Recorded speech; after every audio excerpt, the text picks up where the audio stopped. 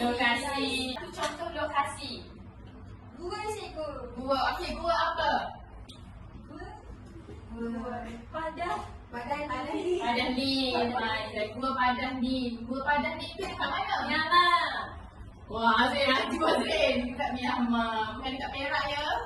Jauhnya. Jauhnya betul. Okey, ini adalah salah satu gua yang berada dekat Myanmar untuk untuk masyarakat prasejarah pada zaman dahulu lah.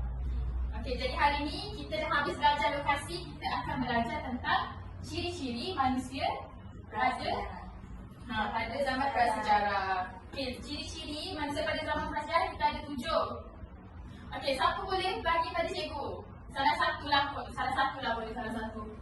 Ciri-ciri. Okey, kesenian. Lokasi. Tempat kediaman lagi baru 3. Pengumpulan makanan. Pengumpulan makanan lagi.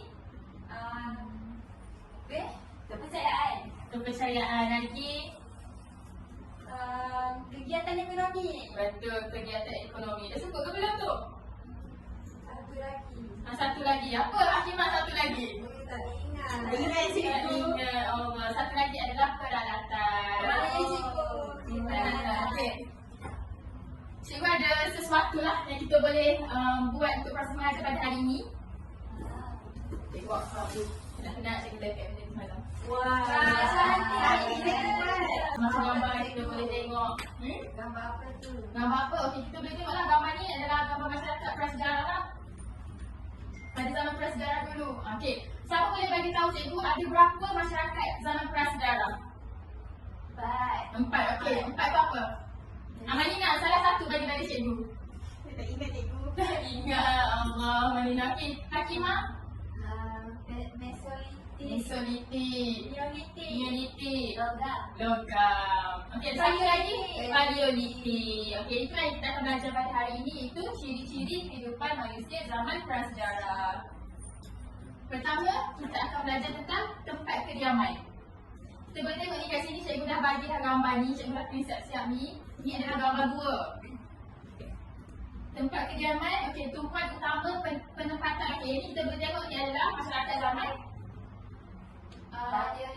Paleolitik. Yang ni Mesolitik. Ni Logam. Okey, tumpuan utama untuk masyarakat Paleolitik adalah dekat gua ataupun lubang bawah tanah. Sebab kita tengok ni ada lubang ni. Okay, ini adalah lubang bawah tanah. Mereka ni akan mempunyai penempatan ataupun boleh berlindung di bawah ranting-ranting kayu. Sebab dulu diorang tak ada bubur. Jadi diorang berlindung dekat sini lah. Zaman Mesolitik. Ini adalah zaman Mesolitik. Zaman Mesolitik pun sama saja dengan zaman Paleolitik. Iaitu berada di lubang bawah tanah ataupun gua. Tetapi mereka ni lebih lagi lah sebab mereka akan membina penempatan berdekatan dengan pesisiran pantai, tepi sungai supaya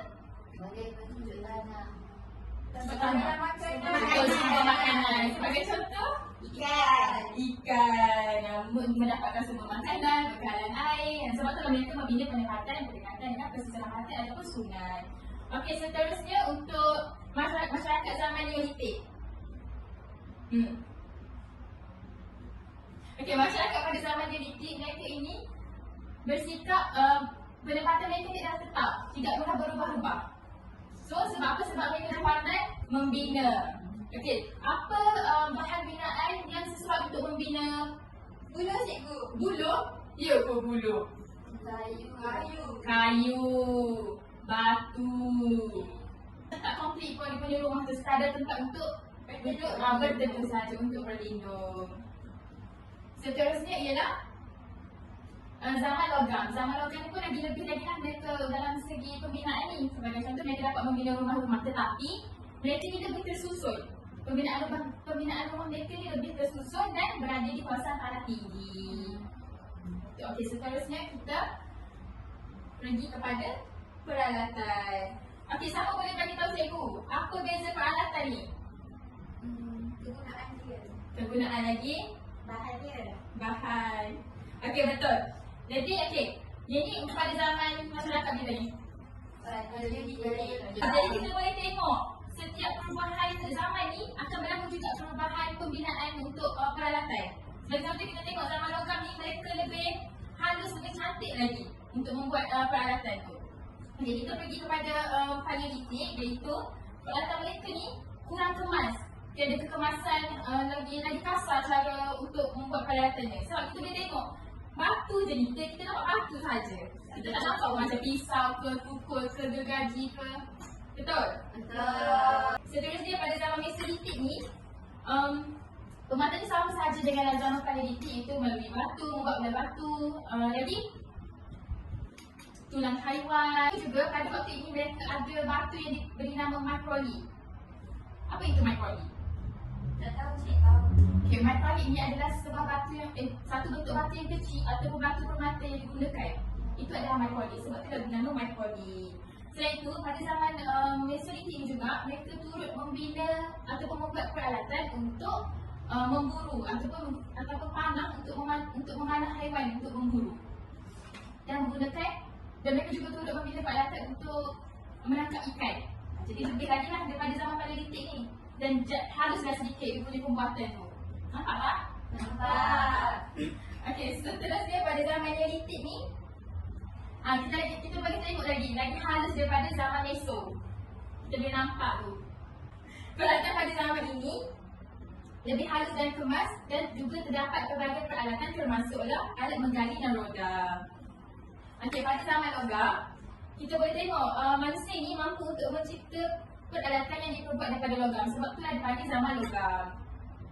Dan pembuatan ini berlaku seiring dengan pengetahuan manusia lah tentang teknologi peleburan serta pembuatan acuan. Okay, pada zaman logam ini manusia memiliki tahap kehidupan yang lebih tinggi berbanding pada zaman Mesolitik, Neolitik dan Paleolitik. Dan peralatan pada zaman ini terdiri daripada tembaga-tembaga dan besi. Ini kita tengok ni tembaga-tembaga dan besi. Okay, seterusnya adalah pengumpulan makanan. Pengumpulan makanan. Nampak tak? Nampak, cik tahu. Okey, pengumpulan makanan untuk zaman Paleolitik ni lebih kepada memburu haiwan. Kita boleh tengok mereka ni memburu haiwan untuk mencari makan lah. Okey, pada zaman Mesolitik, mereka mencari makanan ataupun pengumpulan makanan melalui siput dan kera-kera. Mereka mengumpul siput dan kera-kera untuk dijadikan sebagai bahan makanan. Okey, seterusnya pada zaman Neolitik ni mereka lebih kepada pertanian, peternakan pada zaman Neolitik. Nampak tak tu? Gambar mereka sedang bertani, angkat pokok. Nampak cikgu? Nampak. Okey, pada zaman seterusnya pada zaman logam, mereka ni menjalankan aktiviti pertukaran barang.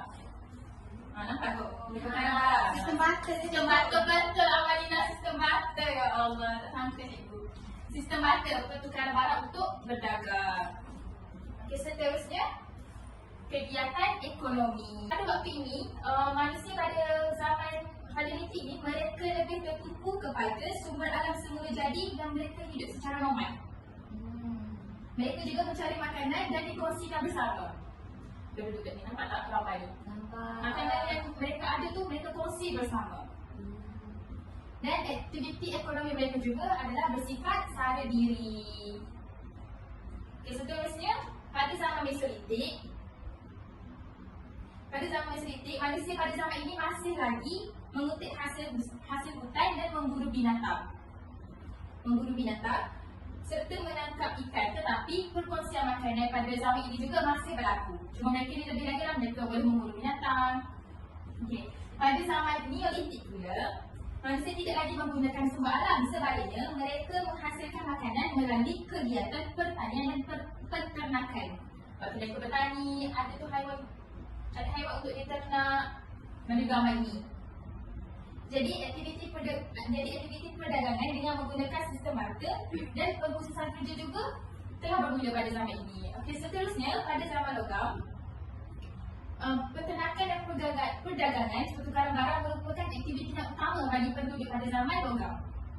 Jadi selain itu aktiviti pembuatan dan pertukaran juga turut berkembang pada zaman logam. Seterusnya kita ke organisasi sosial. Okey, kita tengok banyaklah perubahan mengikut zaman ni, organisasi sosial mereka. Sebagai contoh, pada zaman Paleolitik, manusia hidup dalam satu kelompok yang sangat kecil. Sebab apa? Sebab mereka duduk dalam gua. Jadi kelompok mereka hanyalah berada di dalam gua sahaja. Selain itu, mereka juga terdiri daripada beberapa gabungan keluarga dan masih hidup dalam keadaan nomad. Ni mereka pada zaman Paleolitik. Seterusnya, pada zaman Mesolitik, manusia masih lagi juga hidup dalam kelompok yang kecil, tetapi mereka belum mempunyai sebuah organisasi sosial yang tersusun. Pada zaman Mesolitik ni, organisasi sosial mereka tidak tersusun lagi. Okey, seterusnya, pada zaman Neolitik, pada zaman ini manusia hidup menetap dan telah mewujudkan sistem sosial yang lebih baik. Kita boleh tengok dalam dah ada pembinaan timing. Terdapat juga ketua yang dipilih daripada kalangan mereka dan bermulanya pembahagian dalam aktiviti sosial itu. Adanya kelas atasan, adanya pemimpin dan ada juga kelas bawahan. Okey, dan kemunculan organisasi ini juga boleh memberikan aturan kehidupan yang lebih baik kepada mereka. Sebab apa? Sebab ada pemimpin untuk memimpin organisasi mereka. Mereka ada ketua tak? Ada. Apa tujuan ketua? Nina? Memimpin. Memimpin. Adalah zaman logam. Okey, zaman logam kita boleh tengok mereka punya binaan pun lagi baik daripada zaman Neolitik. Ada bumbung, ada pintu. Pada zaman logam ini, kehidupan manusia juga lebih tersusun. Dan pemimpin bertanggungjawab untuk menyelesaikan masalah yang berlaku dalam kelompok mereka. Dan kehidupan dan aturan kehidupan mereka juga diikuti oleh setiap anggota masyarakat. Apa yang mereka buat akan diikuti oleh anggota yang lain lah. Dan kalau ini membawa kepada pembentukan sistem pentadbiran yang lebih baik dan tersusun. Okey, seterusnya kita tengoklah kepercayaan mereka pada setiap zaman ni. Okey, apa yang kita tengok daripada gambar yang cikgu bagi ni? Kilat. Dia percaya kat kilat ke cikgu? Betul apa tidak? Dia percaya dekat kilat. Dia percaya dekat alam semula jadi. Okey, siapa boleh tanya tahu cikgu? Apakah nama kepercayaan untuk alam semula jadi tu? Animism. Animism. Animism. Macam mana dia cakap animism?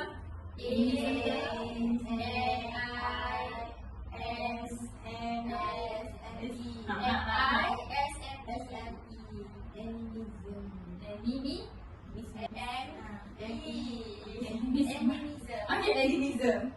Macam itulah animism bacaan dia. Untuk mereka yang percaya kepada alam semula jadi seperti kilat, peti, macam mana kita tahu tadi. Okey, manusia pada zaman Paleolitik ini percaya kepada animism dan kepercayaan alam semula jadi yang menentukan kehidupan mereka. Jadi mereka percaya pada kuasa alam seperti pokok, peti, pokok boleh juga pokok, peti, kilat, angin, hujan, matahari. Jadi seitu setiap objek yang terdapat di sekeliling mereka seperti pokok, batu, bukit, sungai dan laut dipercayai mempunyai kuasa. Pada zaman Paleolitik. Okey, seterusnya pada zaman Mesolitik, mereka percaya kepada misalnya gambar cikgu bagi ni. Pokok, kita nampak pokok. Sama saja, mereka juga percaya kepada animism, iaitu inilah kepercayaan pada alam semula jadi, pokok, memberi kuasa, nampak tu? Pokok, peti, kilat masih lagi menggambarkan kepercayaan animism. Okey, seterusnya pada zaman logam. Pada zaman Neolitik. Okey, apa awak tengok ni dekat sini? Tanah, batu. Okey, pada zaman Neolitik ni, manusia melakukan ritual bagi mewujudkan perdamaian dengan kuasa alam. Dan amalan penyembahan mula dilakukan. Okey, pada zaman Neolitik lah, pada zaman Neolitik ni lah amalan penyembahan tu mula berlaku. Dan wujud kepercayaan kehidupan selepas mati dan mayat akan diuruskan dengan teliti serta dikebumikan dengan sempurna. Pada zaman Neolitik. Jadi kita tengok kubur lah ni, kubur. Cuma kubur ni dia tak tersusun lagi. Tapi mereka memahami konsep untuk menanam mayat dengan teliti. Okey, seterusnya pada zaman logam. Okey, gambar ni tunjukkan kubur. Tetapi lagi baiklah daripada kubur ni, mereka lebih tersusun. Penyembahan manusia terhadap kuasa alam juga semakin jelas. pada zaman logam ni. Tetapi binaan khusus telah diwujudkan bagi upacara ritual dan menyempurnakan kepercayaan mereka. Okay, seterusnya kesenian dan kebudayaan. Okey, apa yang boleh tengok daripada kesenian dan kebudayaan ni? Okey, ni apa? Lukisan pada batu dinding, batu dinding dan gua. Ini peralatan. Untuk mereka ni lebih baguslah daripada kesenian dan kebudayaan daripada ni. Sebab dulu pada zaman Paleolitik dengan Mesolitik, mereka hanya mampu untuk melukis di dinding-dinding gua sahaja. Dinding-dinding gua sahaja. Dan Malaysia pada zaman ini melakukan lukisan yang bersifat realism.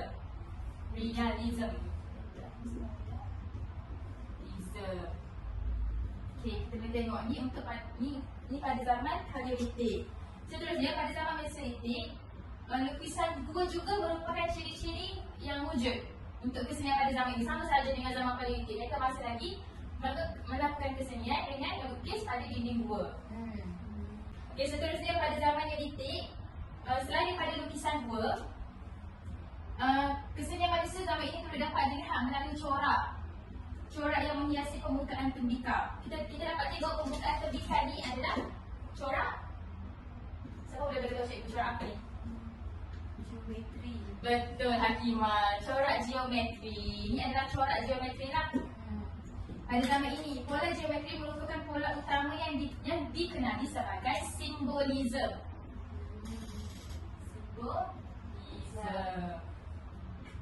Okey, seterusnya pada zaman logam,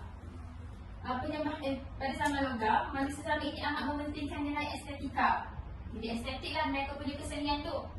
Dan kesenian ini dapat ditemukan pada gendang, pada gangsa yang mempunyai pola hiasan yang menarik. Nampak? Menarik kan? Okey, jadi itu sahajalah ciri-ciri kehidupan manusia pada zaman prasejarah. Cikgu dah habis mengajar untuk ciri-ciri ni. Cikgu nak buat satu game. Game apa cikgu? Game ni untuk menguji pengetahuan.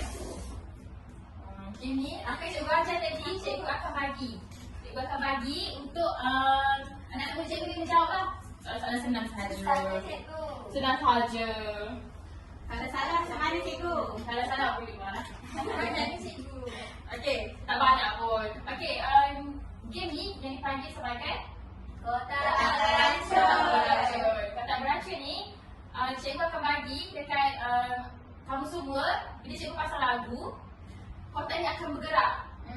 Jadi bila cikgu tutup lagu, kita tengok kotak ni akan stop dekat pelajar yang mana. So pelajar tu kena buka kotak ni dan pilih soalan lah untuk pelajar dalam kotak ni. Dia dah banyak soalan cikgu kat sini.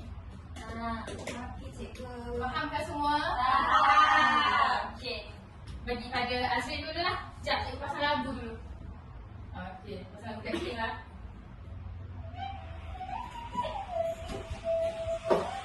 Jangan laju. Laju.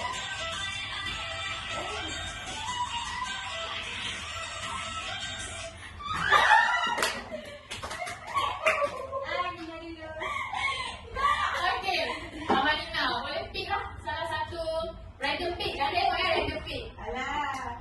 Susah ke cikgu? Tak susah, kamu boleh jawab. Semua soalan-soalan cikgu dah ajar tadi. Kau cukup kuat Apakah bahan binaan yang digunakan untuk membina kediaman pada zaman logam? Cikgu dah ajar dah tadi. Cikgu nak berapa cikgu? Cikgu nak 3. 2 dah cikgu. Okey, 2 pun boleh lah Amalina. Saya tak ingat semua. Zaman logam batu. Okey, betul lagi. Satu lagi tanah liat. Betul. Okey, siapa boleh bagi tahu cikgu satu lagi apa? Kayu. Betul Azrin. Okey, pandai Amalina ni dah. Dia satu pergi cikgu. Okey, next. Jangan laju.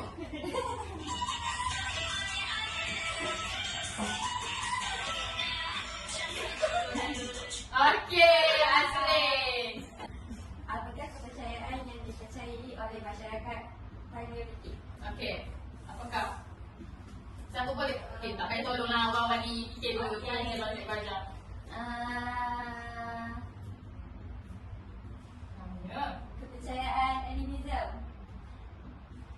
Ya ke paleolitik animism? Betul, paleolitik adalah animism. Okey, selain pada zaman paleolitik, apa lagi yang mengamalkan animism? Mesolitik. Animism apa? Sebagai contoh, percaya bahawa yang sebelum jadi ni boleh memberi kuasa. Okey, seterusnya.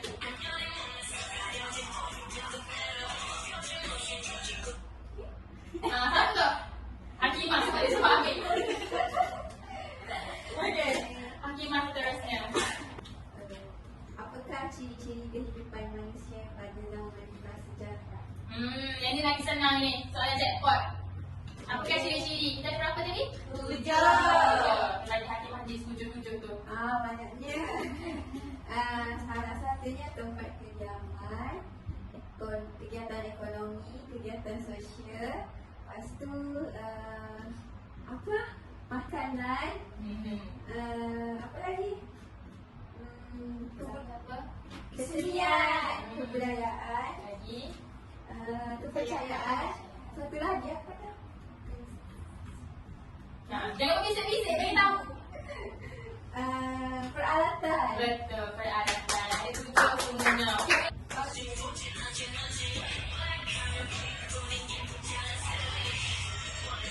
Okey, Amalina, Christina, maaf dah. Amalina banyak kali dia sebut nama awak hari ni. Okey, soalan seterusnya. Pada zaman manakah berlaku aktiviti pengumpulan kerang dan siput? Ayuk. Ingat dah tu cikgu explain macam-macam ni. Zaman Mesolitik. Zaman Mesolitik. Saya bagi tahu ke? Saya ingat cikgu. Okey, zaman Zaman Mesolitik. Mesolitik, lepas tu Itu je, tak ada huraian panjang ke? dia ditangkap kerang dekat tepi sungai untuk jadikan bekal makanan. Sungai makanan. Betul. Pada zaman Mesolitik. Mesolitik. Wah, bagus saya semua kan ni kalau baca tu.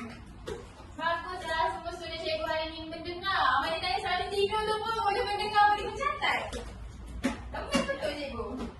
Okey, jadi itu adalah pembelajaran kita pada hari ini lah. Kelas semua cikgu pun dah habis dari masa cikgu. Ni semua boleh bangun lah ya. Assalamualaikum.